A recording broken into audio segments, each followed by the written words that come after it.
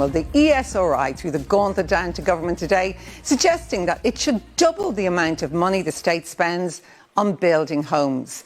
This year's housing budget is already the largest in Irish history, but a significant amount is being spent on renting social houses on a long-term basis rather than building them. It's potentially a great deal for developers and investors, but is it good for the taxpayer? Louise Byrne has been finding out. In a crisis, there's always an opportunity. Where the state falls short, the private market can step in. Providing homes for those most in need has become big business, and the headlines are stark.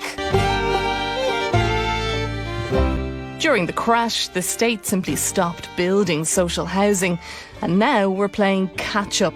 With 60,000 people waiting for a council home, private companies are stepping into the breach and betting the house on social homes. Like here, one of the country's biggest developers has built these apartments in Stoneybatter and rented them to the local authority. Well, it's a 25-year lease to Dublin City Council for 23 families who will be moving in here shortly and will have security of tenure. And the government and the council have certainty of lease payment. And we maintain and look after the homes and the people that will be here. Because local authorities have to follow strict procurement rules, it can be quicker for private developers to build. It took us 14 months from the day that we reversed the first concrete lorry in the gate here to complete these homes. The ambition would be to do this on a number of the sites that we own and to home and house maybe up to 400 families over the next number of years who wouldn't otherwise have the opportunity to be housed in the local areas that they come from. So, for example, here in Stoneybatter, there isn't an awful lot of space or an awful lot of sites that can be developed by the state themselves or by the local authority. In general, the way long leasing schemes work is that the local authorities look after the tenants and maintain the building.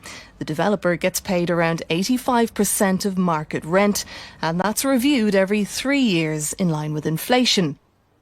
In this instance, Bartra would do the maintenance and get 95% of the market rent.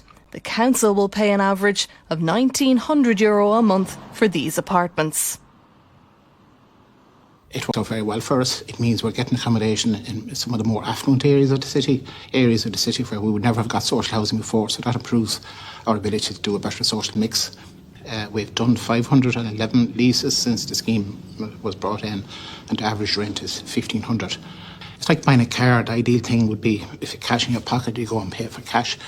But if the cash is not there, well then you buy it on lease or HP and so on. But it is an opportunity that's there now. We have to take it, and if that opportunity is taken away from us, it certainly will have a big implication for our ability to house people in the city. There are 2,500 social homes long leased so far in Ireland, but the government wants to have 10,000 under the model by the end of this year.